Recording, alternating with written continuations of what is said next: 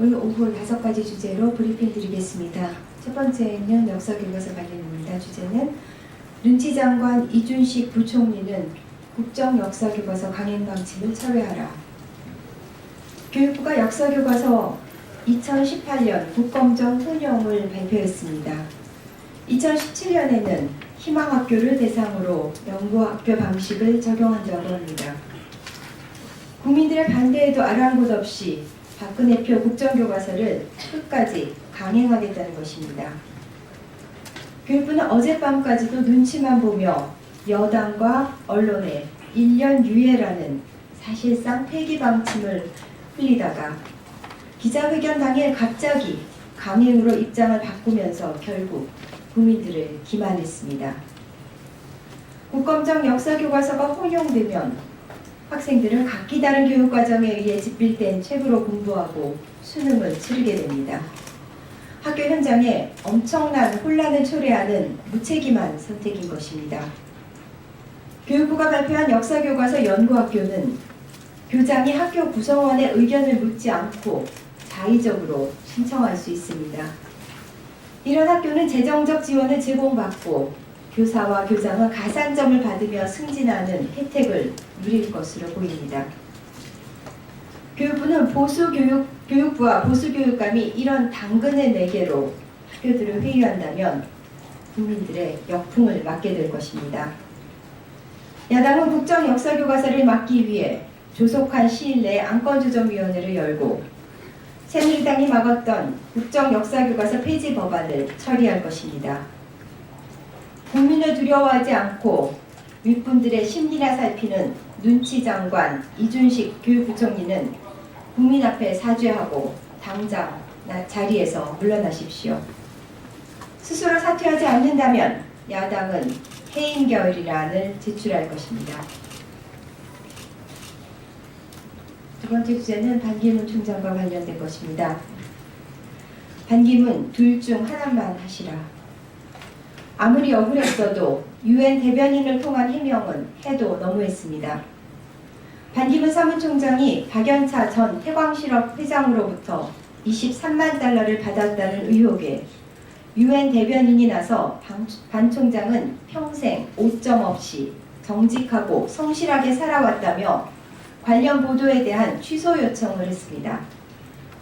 반기문의 국내 정치를 위해 스테판 두자릭 UN 대변인까지 내세운 것입니다. 국제적인 망신입니다. 국내 정치를 할 거면 임기가 며칠 안 남았다 하더라도 UN 사무총장직을 내려놓고 하십시오. 공신력 있는 언론에 의해 구체적인 증언을 바탕으로 보도된 반 총장의 의혹은 사실이 아니라면 해명할 일이지 기사를 취소하고 사과문을 내라고 요구할 일은 아닙니다. 박연차 리스트가 아직 대검에 보관 중이고 박연차 게이트를 수사하던 이인규 당시 대검 중수부장의 말 반기문 웃긴다. 돈 받은 사실이 드러날 텐데 어쩌려고 저러는지 모르겠다를 들었다는 관계자도 있습니다. 억울하면 더불어민주당의 검찰 수사 요구에 응하면 됩니다. 반 총장은 제발 둘 중 하나만 하시기를 바랍니다.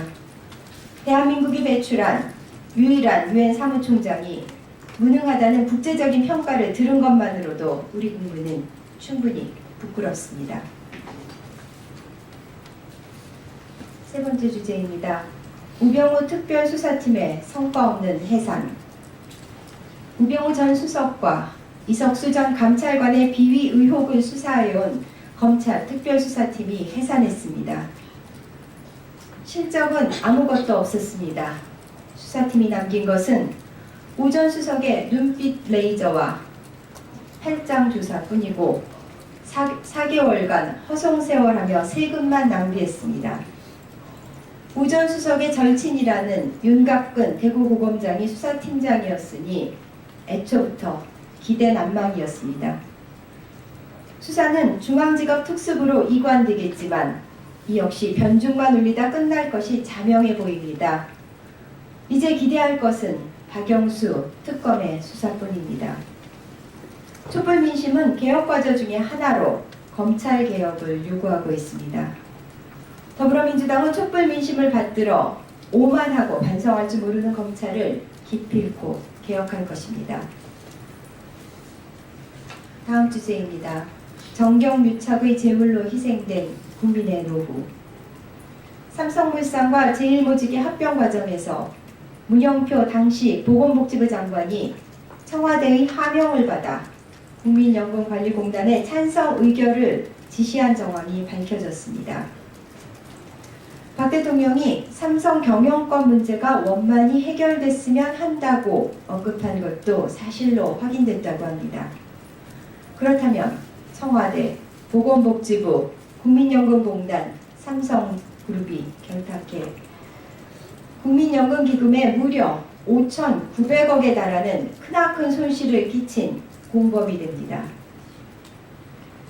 국민 한 명 한 명의 피 같은 노후 자금을 최순실과 정유라의 사사로운 이익과 재벌 2세의 경영권 승계에 고스란히 갖다 바친 셈입니다. 정경유착의 제물로 국민의 노후가 희생된 것입니다. 나라에 돈이 없다. 박근혜 대통령이 지난 4년 동안 수많은 대선 공약을 철회하고 민생복지 예산을 축소시키며 내세웠단 말입니다. 나라에 돈이 없는 게 아니라 이처럼 곳간을 축내는 사람이 많았던 것입니다. 특검은 삼성물산과 제일모직 간의 합병 특혜 의혹을 철저히 밝혀 국민의 노후 자금을 눈먼 돈 취급했던 권력과 재벌을 국민의 이름으로 엄단해야 합니다. 마지막 주제입니다. 세월호 참사 책임 회피 위해 국민 갈등 부추겼던 술책들은 밝혀져야 한다. 더불어민주당 김현 전 의원이 김기춘 전 비서실장을 직권남용 권리행사 방해죄로 고발했습니다.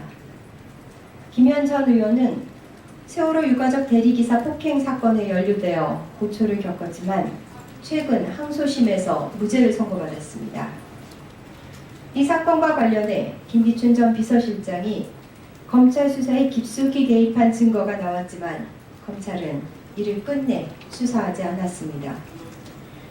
김영환 전 민정수석의 비망록에서 김 전 실장은 사건의 성격을 세월호 가족을 선동해 벌어진 폭행으로 규정짓고 이후 엄정, 철저주의 등을 잇따라 지시했습니다. 세월호 참사와 유가족에 대한 국민적 인식을 변질시키기 위한 정권 차원의 기획사건을 의심하지 않을 수 없습니다. 결국 김현 전 의원은 세월호 유가족 대리기사 폭행 사건 진실규명을 박영수 특검에 요청했습니다. 박영수 특검의 엄정한 수사를 촉구합니다. 이상입니다. 감사합니다.